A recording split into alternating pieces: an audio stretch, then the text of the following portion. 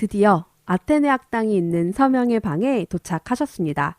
일반적으로 늘 인파가 많은 곳이에요. 천천히 사람을 좀 피해서 아테네 학당을 마주보는 자리로 가시거나 또는 입구 반대쪽에 가장 안쪽으로 들어가셔서 전체적인 작품을 감상하기 좋은 위치를 선정하는 것을 추천드립니다. 서명의 방은 르네상스 회화의 전성기를 보여준다고 평가받는데요. 사실 이곳은 율리우스 2세 교황님의 도서관이자 개인 사무실이었던 공간입니다. 이곳을 라파엘로가 1508년부터 1511년까지 신학과 철학, 그리고 법학과 문학을 이야기하는 그림들로 가득 채운 거예요. 이 방에서 라파엘로가 가장 먼저 그렸던 그림은 사실 아테네 학당 맞은편에 있는 성체 성사 토론이라고 하는 작품입니다. 잠시 성체성사 토론을 함께 보시면 이 작품 역시 우리가 그동안 라파엘로의 작품을 익히 보아온 대로 이중 분할 구도 속에 자연스럽게 천상과 지상을 나누고 아름다운 색감과 우아한 인물 표현으로 성체 논의를 하는 성인들과 신학자, 철학자들의 모습을 그려놓았습니다. 이 그림을 통해 율리우스 2세에게 합격점을 받은 라파엘로는 이 방 전체를 맡게 되는데요. 그 다음에 그려진 작품이 바로 우리가 가장 기대하는 아테네 학당이라는 작품이에요.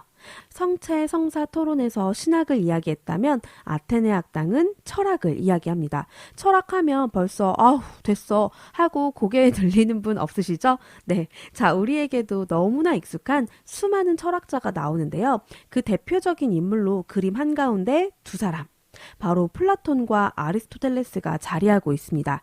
이상의 세계 이데아를 상징하듯이 손가락으로 하늘을 찌르고 있는 사람이 바로 플라톤이고, 반면에 플라톤의 제자였지만 경험의 세계를 더욱 중시했던 아리스토텔레스는 손바닥을 땅으로 향하고 있습니다.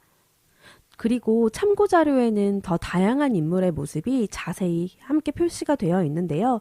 유명한 철학자 소크라테스, 수학자 피타고라스, 기하학자 유클리드, 천문학자 조로아스터, 지질학자 프톨레마이오스, 로마 시대의 마지막 여성 수학자인 히파티아처럼 다양한 학문에서 중요한 역할을 했던 인물들이 모두 그려져 있습니다. 지금은 수학, 기하학, 천문학, 지질학 이 모든 것이 각기 다른 분야가 되었지만 모두 그 시작은 자연과 인간을 연구하는 것이 철학이었기 때문에 모두 철학자의 범주에 들어갔어요. 그런데 사실상 대부분이 서로 다른 시기, 다른 장소에 살았기 때문에 절대 한자리에 모일 수 없는 철학자 어벤져스가 모여있는 공간이 독특하죠? 눈썰미가 좋으신 분들은 이 배경이 그리스 신전이 아니라는 걸 느낄 수 있을 것 같은데요. 바로 당시 재건축되고 있었던 베드로 대성당의 조감도를 상상해서 그려 넣은 곳입니다.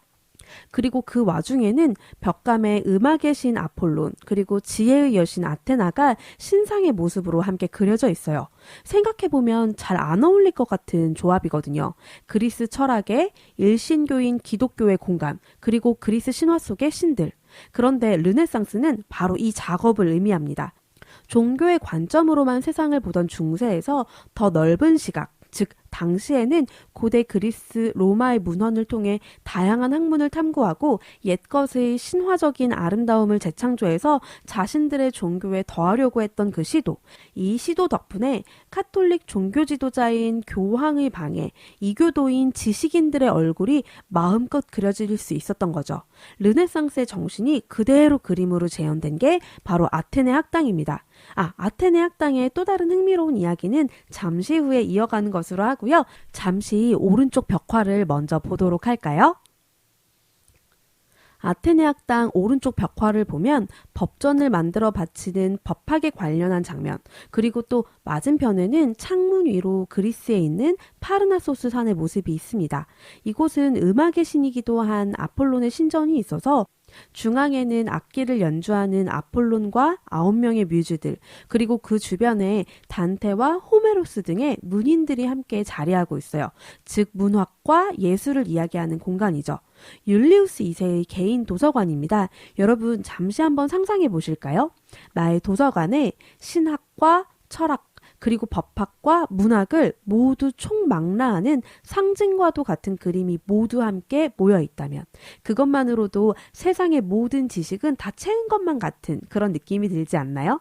자, 그렇다면 이젠 아테네 학당에 숨은 이야기 한 가지만 더 드리도록 할게요. 아테네 학당의 내용 자체는 설명을 드렸지만 지금부터 전해드리는 이야기는 라파엘로가 의도한 것인지 정확하게 기록이 되어 있지 않습니다. 다만 오랜 시간 학자들이 연구하면서 합리적으로 그럴 수 있다라고 추측하는 부분을 전해드릴게요. 아테네 학당은 르네상스의 현신과도 같은 그림이기도 하지만 더 화제가 된 건 다양한 고대의 인물들을 그리면서 모델이 필요했던 라파엘로가 일부 자신이 아는 사람들을 그려 넣은 것으로 추정하기 때문입니다. 그렇게 믿는 이유 중 가장 큰 한 가지는 당시 유행에 따라 고대 인물 사이에 자기 자신도 그려 넣었기 때문이거든요. 참고 자료를 보시면 라파엘로의 20대 자화상이 있어요. 똑같은 검은 베레모를 쓰고 아테네 학당 속 오른쪽 끝 언저리에서 우리를 살포시 바라보는 라파엘로의 모습을 한번 찾아보세요. 그리고 그 앞에 흰 모자를 쓰고 있는 사람은 당시 자신의 베프, 절친인 화가 소도마를 그려 넣은 모습이에요. 자, 자신과 친구를 비롯해 또 누구를 그려 넣었을까요? 가장 먼저 찾을 수 있는 너무나 익숙한 얼굴은 플라톤입니다. 플라톤은 르네상스 시대의 최고의 사기 캐릭터, 레오나르도 다빈치의 모습을 모델로 한 건 아닐까라고 추측하고 있어요. 사실 이 부분은 정확하게 라파엘로가 기록한 건 아니라 아무도 알 수 없지만 원체 레오나르도 다빈치의 실제 초상화와 닮았기 때문에 많은 사람들이 그렇게 믿고 싶어하는 부분입니다. 또 제가 첨부해드리는 밀라노 암브로시아나 미술관에 있는 라파엘로 아테네 학당 스케치 자료를 보시면 여기에서 학자들은 의문이 발생을 했습니다. 자세히 보시면 그림 중앙에 계단 앞으로 책상을 두고 앉아있는 헤라클레이토스의 모습이 스케치에는 없거든요. 게다가 실제 헤라클레이토스의 모습, 위치를 보시면 라파엘로의 장점으로 꼽는 구도를 깨고 있습니다. 그래서 계단과 책상의 모습을 보면 부자연스럽고 공중에 약간 떠있는 느낌이 나요.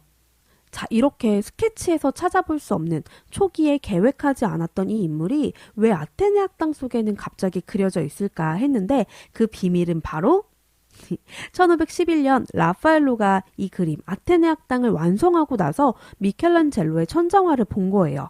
사실 그 전까지만 해도 원체 괴팍한 미켈란젤로이기 때문에 두 사람의 사이가 그닥 좋지 않았거든요. 그런데 미켈란젤로의 천장화를 보고 이후 존경심을 담아 헤라클레이토스라고 하는 철학자의 모습을 미켈란젤로의 모습을 따서 그려 넣었다고 합니다. 그래서 참고자료에 미켈란젤로의 초상화와 아테네 학당 속 미켈란젤로의 모습을 함께 비교해 보시면 좋겠습니다. 라파엘로와 미켈란젤로 그리고 레오나르도 다빈치까지 르네상스의 3대 거장이 모두 함께 그려져 있는 그림이자 르네상스를 그대로 담은 그림. 잊으시면 안 되겠죠? 아테네 학당 인증샷. 가지고 계신 바티칸 박물관 티켓을 꺼내서 아테네 학당에서 사진 촬영 한번 해보도록 할게요. 사진 잘 담고 나면 다음 방 보르고 화제의 방에서 제 목소리 다시 재생하는 거 잊지 마시고요.